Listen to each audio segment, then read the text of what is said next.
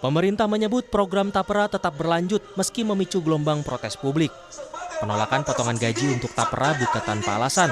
Kewajiban iuran 3% membuat beban yang ditanggung kelas pekerja bertambah.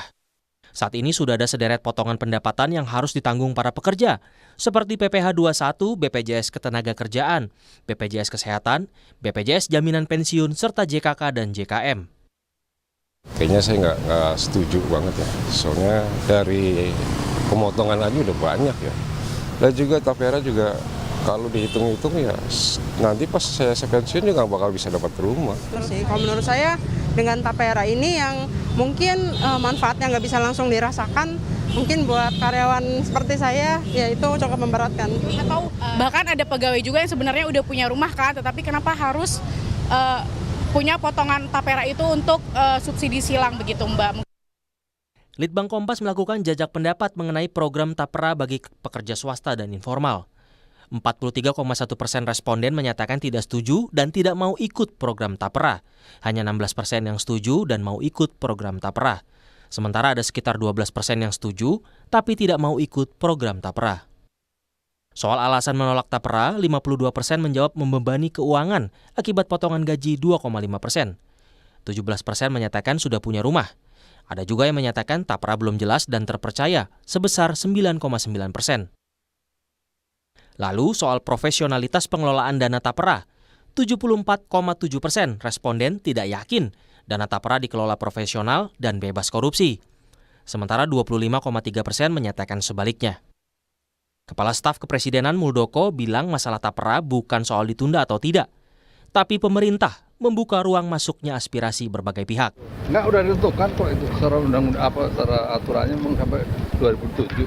Pak, kalau dirilisnya 3 peraturan instrumen turunan itu 2027 gitu.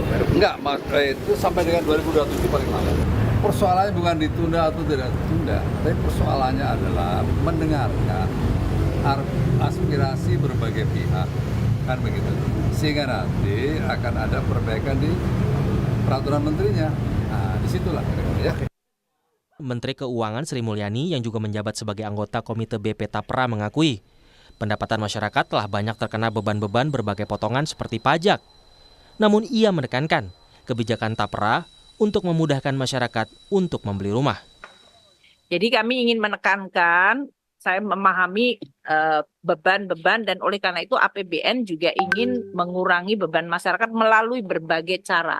Kalau di perumahan adalah tadi lebih dari 228 triliun yang sudah dimasukkan dan sekarang dana FLPP itu sudah lebih dari 105 yang memutar menjadi 167 triliun bagi MBR. Masih ada policy yang harus diimprove.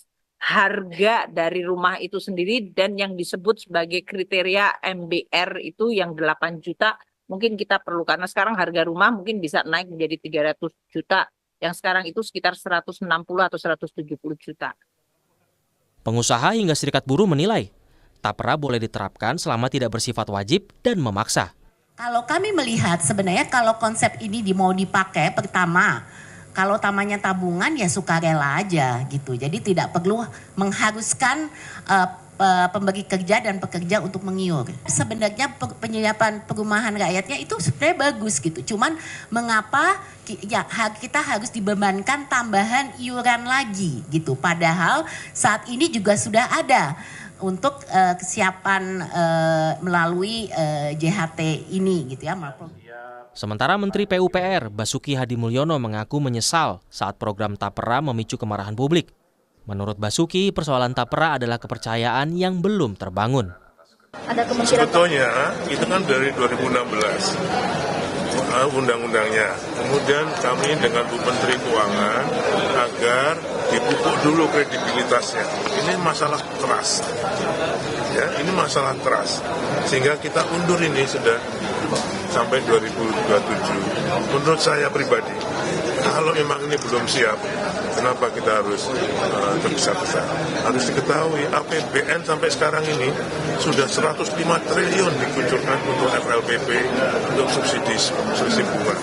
Sedangkan kalau untuk Tapera ini mungkin dalam 10 tahun bisa terkumpul 50 triliun. Jadi effortnya dengan kemarahan ini saya pikir saya nyesel betul. Pemerintah perlu mengkaji serius kebijakan Tapera, termasuk transparansi pengelolaan dana Tapera demi memastikan kepercayaan masyarakat. Tim Liputan, Kompas TV. Saudara, survei Litbang Kompas menunjukkan data 43% responden tidak setuju dan tidak ingin ikut program Tapera. Kebanyakan menolak ikut Tapera karena membebani keuangan. Kita akan bahas bersama Deputi Komisioner Bidang Pemanfaatan Dana BP Tapera, Sid Herdi Kusuma, dan peneliti Litbang Kompas, Yohanes Advent Krisdarmajati. Selamat malam, Pak Sid, juga Mas Yohanes. Ya, selamat malam. Nah, Pak Sid, kalau dari hasil survei Litbang Kompas ini ada 43% responden tidak setuju. Alasan resistensinya adalah soal keuangan, membebani keuangan salah satunya. Apakah pemerintah akan mengkaji ulang soal ini? Oh ya, baik. Saya langsung jawab ini ya. Silakan, Pak Sid. Oke, baik, terima kasih. Jadi kalau kita lihat sebenarnya kan BP Tapera ini tugasnya adalah mengelola dana Tapera, di mana ini sesuai dengan amanah yang dipercayakan kepada kami sesuai dengan undang-undang yang berlaku. Namun perlu juga dicatat, Bapak dan Ibu sekalian, bahwa sesuai dengan peraturan pemerintah nomor 25, itu berlakunya itu maksimal di tahun 2027. Jadi kalau kita lihat dari sekarang hingga tahun 2027 nanti, masih banyak waktu untuk kita melakukan dialog, mendengar pendapat dari masyarakat, dan tentu perlu dicatat juga bahwa masih ada peraturan-peraturan yang diperlukan untuk tabungan ini dapat dilaksanakan. Jadi masih cukup waktu, kita akan terus berdialog dan juga tentu nanti menunggu arahan dari pemerintah terkait dengan peraturan yang masih diperlukan. Mungkin begitu, Mbak. Jadi masih dibuka ruang untuk dialog ya Pak ya, kalau ada masukan dari masyarakat, resistensi dan sebagainya. Saya ke Mas Yohanes agar kita bisa membedah data ini lebih dalam lagi. Boleh tolong jelaskan Mas Yohanes, sebenarnya yang paling banyak responden ini tolak soal Tapera, apakah lebih ke jumlah potongan yang terlalu besar atau karena iuran ini bersifat wajib begitu? Oke, terima kasih. Saya akan ceritakan bahwa dari hasil jajak pendapat Kompas yang kami lakukan 5-7 Juni kemarin minggu lalu, berarti ini masih baru begitu ya, dan konteksnya masih sangat dekat dengan perbincangan tentang Tapera. Ada 3 temuannya di sini, yaitu adalah yang pertama tentang skema kepesertaan yang bersifat wajib. Itu memang menjadi salah satu hal yang menjadi faktor yang membebani pekerja terutama begitu. Kemudian yang kedua adalah nilai potongannya yang sejumlah 2,5%. Yang mana ini kan bersifat akan berlaku nasional seperti itu ya. Dan ketika dibandingkan dengan harga rumah di berbagai provinsi di Indonesia, itu ada perbedaan yang cukup beragam, variatif. Makanya di sini juga orang mulai berpikir apakah 2,5% ini mampu untuk membiayai mereka dalam membeli rumah atau justru hanya menjadi beban bulanan mereka seperti itu. Artinya ini akan menjadi muara di faktor yang ketiga, yaitu tentang kepercayaan terhadap program Tapera ini. Percaya apakah sampai pada tujuannya, dan juga apakah percaya bahwa nanti akan dikelola dengan profesional, terutama jauh dari penyalahgunaan dana investasi masyarakat seperti itu. Nah, menarik kalau soal poin yang ketiga, soal trust issue ini Pak Sid. Bagaimana komitmen pemerintah, karena saat warga dipotong penghasilan bulanannya, lalu akan kemana nantinya, apakah bisa diambil dalam waktu berapa lama dan sebagainya, ini seperti apa pemerintah menjaminnya dan menggodoknya, dan masukan apa saja yang sudah masuk ke pemerintah sejauh ini? Oke, baik. Pertama mungkin Mbak, yang perlu diketahui bahwa BP Tapera ini mengutamakan transparansi dan akuntabilitas. Bahwa kami ini sesuai dengan peraturan yang ada, ditugaskan untuk mengatur dan mengawasi pengelolaan dana Taperanya. Dalam melakukan fungsi ini, kami langsung diawasi oleh OJK, Otoritas Jasa Keuangan, dan juga Komite Tapera. Komite Tapera ini terdiri dari Menteri PUPR, Menteri Keuangan, dan Menteri Tenaga Kerja. Gitu ya.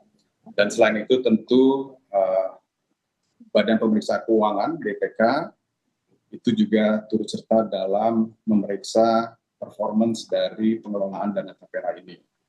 Selain itu, mungkin Bapak dan Ibu juga sudah mendengar di berita bahwa kita telah melakukan kerjasama dengan Ombudsman. Tujuannya agar di sini dapat membantu melakukan sosialisasi dan juga mengawasi pelayanan dari BPK Tapera untuk para pesertanya. Oke. Okay. Nah, dan juga soal masukan ini seberapa jauh yang sudah masuk ke pemerintah, Pak Sid? Ya, kami terus melakukan komunikasi langsung dengan kementerian-kementerian terkait, gitu ya. Mungkin satu lagi izin saya tambahkan, bahwa kalau kita melihat undang-undang yang terkait dengan tapera ini, ditegaskan di situ bahwa hak para peserta salah satunya adalah untuk mendapatkan informasi mengenai kondisi dan kinerja tabungan taperanya. Dan para peserta juga berhak untuk mendapatkan informasi dari manajer investasi dan hasil audit atas performance pengelolaan dana tapera tersebut. Jadi hak peserta atas transparansi dan akuntabilitas itu sudah tertera jelas di dalam undang-undang. Oke, nah Mas Yohanes, bicara soal respons dari para responden ini, apakah juga terkait dengan kalau dibuka ruang dialog oleh pemerintah, mereka menerimanya, artinya juga masih membuka ruang kalaupun ada aspirasi yang ingin disampaikan ke pemerintah soal sikap mereka terhadap tapera? Oke, di sini ada temuan menarik yang bisa kita interpretasikan bahwa ada 12% responden yang mereka itu setuju dengan tapera sebenarnya ya, tetapi enggan ikut serta dalam iurannya. Artinya sebenarnya masih ada peluang untuk negosiasi dengan publik atau masyarakat begitu. Dan juga akan saya tambahkan satu hal yang cukup menarik, yaitu kita meng-highlight publik yang setuju dengan tapera. Ketika saya analisis berdasarkan status sosial ekonomi, ternyata mereka mayoritas datang dari kalangan atas dan menengah ke atas. Nah, sebenarnya pemerintah ini kan juga punya kuota di mana mereka orang-orang yang bisa menabung secara penabung yang mulia kalau biasa disebut begitu ya. Nah, itu sebenarnya juga bisa dimanfaatkan untuk dikelola lebih baik. Artinya pendekatan-pendekatan yang lebih terbuka dan juga akuntabilitas tentunya akan meningkatkan kepercayaan kepada berbagai pihak dan terutama pada publik seperti itu. Termasuk juga soal ini wajib dan tidak wajib itu jadi sorotan juga ya Mas Yohanes ya? Betul, iya. Karena ketika di kata kuncinya adalah tabungan, itu artinya kan sukarela begitu ya. Tapi tidak dengan yang direncanakan pemerintah hingga paling tidak sekarang belum ada revisi soal itu sukarela gitu. Ya, nah untuk soal kata sukarela ini Pak Sid, apakah akan dikaji, akan betul-betul diberikan ruang untuk kajian aspirasi masyarakat? Karena kalau Pak Sid juga mungkin mendengarkan dan juga dari survei Litbang Kompas saat ini frasanya wajib, itu banyak penolakan karena dianggap memberatkan potongan-potongan yang sudah diterima juga setiap bulannya begitu. Ya, betul Mbak. Jadi kalau tadi seperti yang saya utarakan sebelumnya, masih ada ruang dialog gitu ya dan mendengarkan aspirasi dari masyarakat. Kembali lagi ini berlaku nanti paling lambat 2027 gitu ya. Jadi masih ada waktu untuk kita terus berdialog, langsung mendengarkan aspirasi dari masyarakat, dari organ masyarakat juga, dan juga menteruskan tentunya pemerintah dalam hal ini. Oke, termasuk juga soal siapa-siapa saja yang dikenakan tapera ini. Karena kalau kita lihat kan dari sebelumnya juga yang sudah dijelaskan oleh pemerintah, tidak hanya pekerja kantoran saja, tapi juga freelancer atau pekerja lepasan ini juga akan dikenakan. Nah, hal-hal sedetail itu apakah sedang disiapkan sebelum nanti 2027 kalau rencananya ini akan diberlakukan?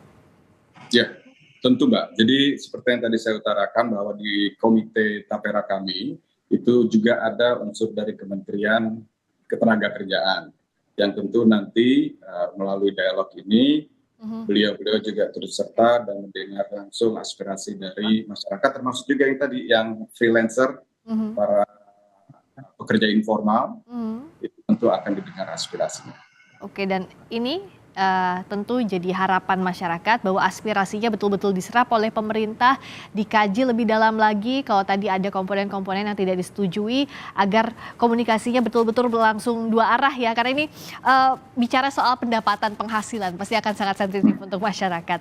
Terima kasih Pak Sid Herdi Kusuma, Deputi Komisioner Bidang Pemanfaatan Dana BP Tapera. Terima kasih juga Mas Yohanes Advent Krisdarmarjati, peneliti Litbang Kompas. Selamat malam.